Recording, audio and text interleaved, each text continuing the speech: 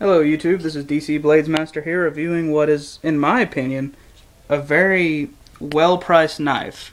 This knife on TrueSwords.com cost me around $41, and for the sheer amount of steel that you get for that price, it is well worth it. 15-inch knife, 10-inch blade roughly. 5-inch handle with the very intricate handle shape that has made Kabar famous. It comes with a lanyard attachment right here, which I don't use personally, but I can understand the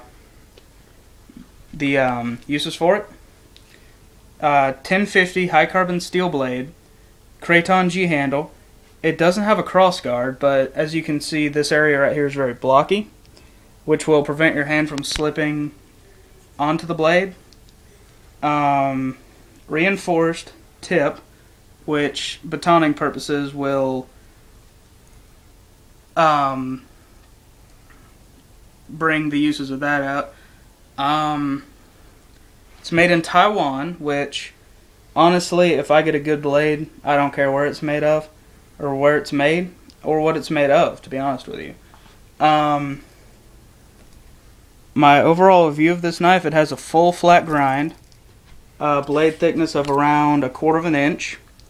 I would classify this as a large combat/survival blade. It is very good, in my opinion. It will work very well for the tasks that I'm going to ask of this blade, which will be self-defense, survival, and camping, hiking, things like that. It will work very well for these purposes. Onto the sheath. This is a leather and Cordura sheath.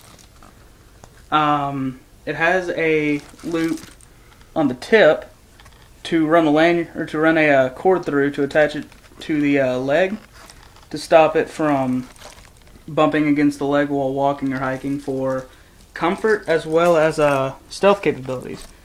It has a movable metal ring right here, which will allow you to attach the blade to a belt and have it mobile if need be.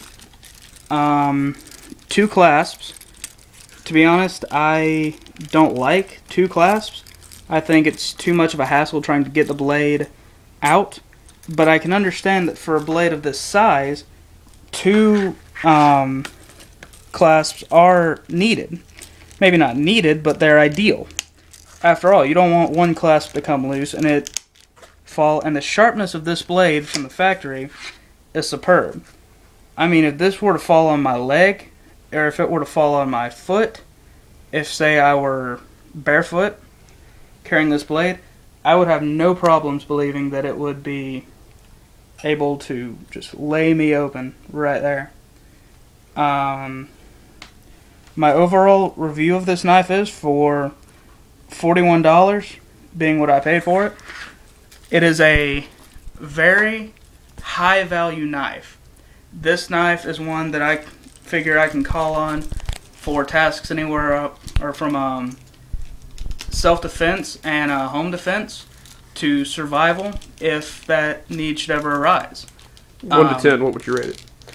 1 to 10, I would probably give this one an 8.